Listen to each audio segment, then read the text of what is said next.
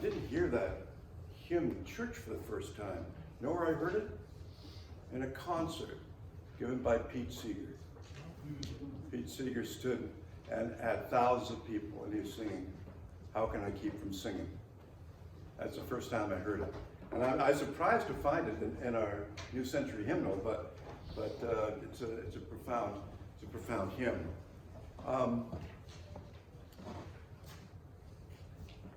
Yesterday we had a pastoral preparation program class, and it was really very special, very thoughtful as people delved into the Sermon on the Mount and into the Beatitudes and gave messages on the sermon, which is the most profound work that we probably have anywhere. And it's really good to read the Sermon on the Mount and the Beatitudes because in a world like the one in which we live, we need to have some grounding, and we need to have some really firm foundation. And so when we listen to those words and read those words and meditate upon those words, it helps us to ground ourselves. And yesterday it was important because the students in the class were able to take a verse and to preach about it. And then we talked about that after, and they did 2 sermons during the day. And I just found it very satisfying to listen to their thoughtful words. And I find it particularly important because we live in an insane world so often. At least that's the word that the Egyptians used, insanity, when speaking about the world. Insanity they defined as flight from God. When you live in a world where there's a flight from God, what happens is the world of ego takes over. And the journey, they said, was the journey into a void. And that is part of what has been going on and the tension that we feel in the world right now. This journey, this flight away from God. So bringing it back and focusing on the words of the gospel are really important at this time. We don't need to look far to see insanity at work. Isaiah wrote, "We grope for the wall like the blind, and we grope as if we had no eyes. We stumble at noonday as in the night. We are in desolate places as dead men." Isaiah 59, verse 10. And unfortunately, it seems true. It's good to remember, however, that there are people that hold this world together with love and grace and goodness. Otherwise, everything would fly apart, and would have a long time ago. But I'd like to tell a story today. It was related by Richard Grimble of the experience that he had one lazy summer afternoon. He was living as a young man at the time in Japan, and he was going by train from Kyoto to Tokyo. And the train didn't have many people in the car that he was seated in. There were some young housewives. There was scattered around an older person here and there. And everything was very copacetic and so on. And then I had to stop, and suddenly the quiet of the afternoon was shattered as this man entered the car and began to bellow violently and had all sorts of curses on his lips. The man was big, and he was drunk, and he was filthy, and he yelled, and he swung his fist at a woman carrying a baby, and the blow sent the woman into the lap of an elderly couple, and it's a miracle, he said, that the child wasn't injured. The couple quickly moved away, leading the man to follow. But he stopped short, began to scream more profanities. The passengers were frozen in fear. And Grimble knew this was his opportunity to act and to do the right thing, to teach this man a lesson. Now, he was young, he was in good shape. For 3 years, he had taken a couple of hours every day to study Aikido, the martial art. So he had exercised for combat, but he had never actually fought anyone. But now he was going to be put to the test. Now was his big chance. Aikido, however, his instructor had always told him, is the art of reconciliation. Whoever has a mind to fight has broken his connection with the universe. If you try to dominate people, said his teacher, you are already defeated. Aikido is used to resolve conflict, not initiate it. Initiate it, he said. Now, despite the teacher's warnings, he wanted to prove himself, and this was a legitimate opportunity, whereas he might save the innocent by destroying the guilty. This is it, he said to himself. He sprang to his feet. People are in danger. I need to act. If I don't, someone will get hurt. Seeing him rise, the intruder recognized this man standing there, and he made his way toward him. He roared, "You need to be taught a lesson." And Grimble held onto the commuter's strap, gave the man a look of disgust, telling him how he planned to defeat this man who was going on in his head and defeat his arrogance. And he even sort of blew him a kiss antagonistically, which wasn't very helpful. And just then, just as they were going to engage in a fight, he heard, "Hey! Hey!" And both men looked over and saw this older man, around 70s, sitting there in traditional Japanese garb. And the man was focused on the drunken man. He said, "Come here. Come here and talk to me." So the person responded as if he was being pulled on a string. And he went right to this older gentleman. And he stood there and says, "Why should I speak with you? Why should I listen to you?" The big man was now in front of him. And the older man said, "What have you been drinking?" "Sake." "Oh, sake. That's a wonderful drink," said the old man. "I love sake." And the drunk said, "I love sake as well." The old man said, "Yeah, every night, my wife and I warm up a little bottle of sake and take it to the garden, and we sit on a little wooden bench. And as we drink our sake, we watch the sun go down, and we look at our persimmon tree. And we see how it's doing. My great-grandfather planted that tree, and we worry if the ice storm is going to kill it, but it always pops back. We've been so fortunate. Actually, the tree has done much better than we anticipated. It is wonderful to sip our sake, watch the sunset every evening." And the drunken man slowly unclenched his fist, and he began to sway back and forth. And he said, I love persimmons too. Yes, he said, the old man, smiling, and I bet you have a wonderful wife as well.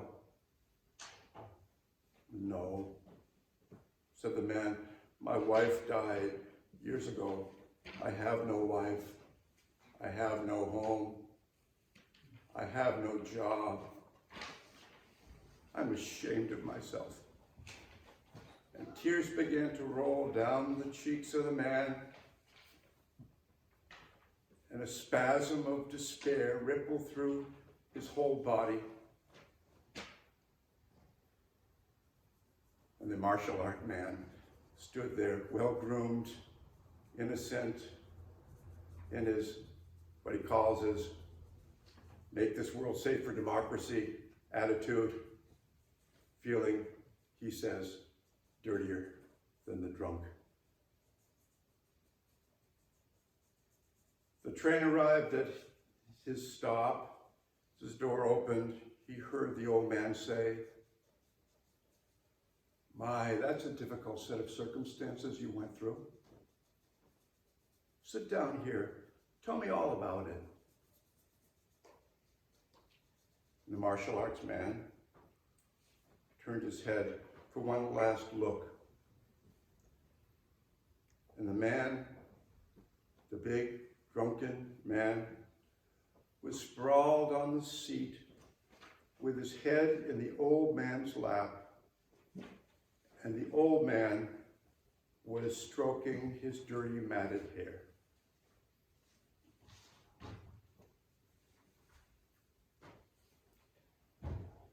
The young man, skilled in the martial arts and perceiving himself to be brave and the bringer of justice, found that the discipline of Aikido was really found in the old man. He learned a valuable lesson that day, sort of, as they say, through the back door. The Apostle Paul talks about reconciling love. That's what the message is from that scripture today. Reconciling love, mercy, grace. It's something we must learn. It's an active virtue. It's something that we decide to do. It's something that's important to do and to think about. Yesterday, as we read the Beatitudes, it jumped out at me. Blessed are they that mourn, for they shall be comforted. The man who had lost his mind, lost his wife, lost his job, lost his home, lost everything. That man needed to be comforted. Jesus said, blessed are you who mourn, for you shall be comforted. And the old man comforted him and blessed him. The Lenten journey asks us to revisit and make stronger our commitment to reconciliation to other people and to God.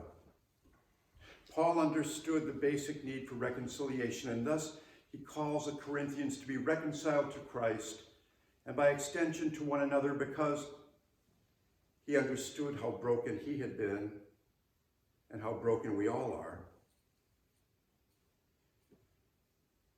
We're all people who make mistakes. We are, each and every one of us, sinners. We're not supposed to stay there. We're supposed to be reconciled. And we're all redeemable, each and every one of us. Every one of us is redeemable. And that's the good news of the gospel, of course. Jesus understood that reconciliation is an active process which must actually start within ourselves, forgiving ourselves of something. Last week's gospel reading was from Luke chapter 13, verses 1 through 9, and part of that, 6 through 9, was about the barren fig tree. And the tree represents Israel, but it represents not only Israel, it also represents us, human beings who who haven't lived up to their potential maybe, not been so fruitful. The owner wants to cut it down, throw it away. The vine dresser says, no, don't do that. Give it another chance. That's so important, that mercy part there. We have another chance. God hasn't given up on us. But it's up to us not to give up on ourselves. It's up to us not to give up on God. I've known many folks who have felt that their relationship with God is so strained that they can't even approach God. They feel paralyzed. They feel unsure which way to turn, where to go. But the invitation of the Lord is ever present. Jesus says, come to me, all ye who labor and are heavy laden, and I will give you rest. Take my yoke upon you and learn from me, for I'm gentle and humble of heart. You will find rest for your soul. For my yoke is easy, my burden is light. Jesus stands ready to welcome us, but we must respond and open our hearts as we hear the book of Revelation. Listen, I'm standing at the door, knocking. If you hear my voice and open the door, I will come in to you and eat with you and you with me. That's a beautiful invitation. Just stand at the door. Jesus is knocking. Open the door. He'll invite you in. The parable of the prodigal son is the other parable today. Here it is. This gospel lesson. Now, all the tax collectors and sinners were coming near to listen to him. The Pharisees and the scribes were grumbling and saying, this fellow welcomes sinners, eats with them. So he told them this parable. There was a man who had 2 sons. The younger of them said to his father, Father, give me the share of the property that will belong to me. So the father divided his property between them. A few days later, the younger son gathered all he had and traveled to a distant country, and there he squandered his property in dissolute living. When he had spent everything, a severe famine took place throughout the land, and he began to be in need. So he went and hired himself out to one of the citizens of that country, who sent him to his fields to feed the pigs. He would gladly have filled himself with the pods the pigs were eating, and no one gave him anything. But when he came to himself, he said,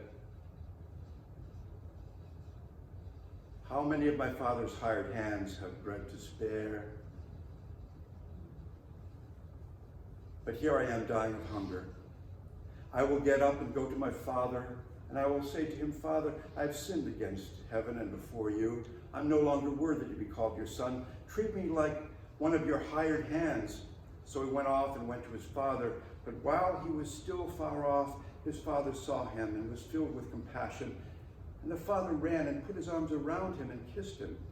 And then the son said to him, Father, I have sinned against heaven and before you. I'm no longer worthy to be called your son. But the father said to his slaves, quickly, bring out a robe, the best one, and put it on him. Bring a ring on his finger, put on a ring on his finger and sandals on his feet. And get the fatted calf and kill it. And let us eat and celebrate. For this son of mine was dead and is alive again. He was lost and is found. And they began to celebrate. Now the elder son was in the field, and when he came and approached the house, he heard the music and dancing. He called one of the slaves and asked what was going on. He replied, your brother has come, and your father has killed the fatted calf because he's got him back safe and sound. Then the son became angry. Excuse me. Refused to go in. His father came out, began to plead with him, but he answered his father, listen, for all these years, I have been working like a slave for you. I have never disobeyed your command. You have never given even a young goat so that I might celebrate with my friends. But when this son of yours came back, who has devoured your property with prostitutes, you killed the fatted calf for him. And the father said to him, son, you're always with me, and all that is mine is yours.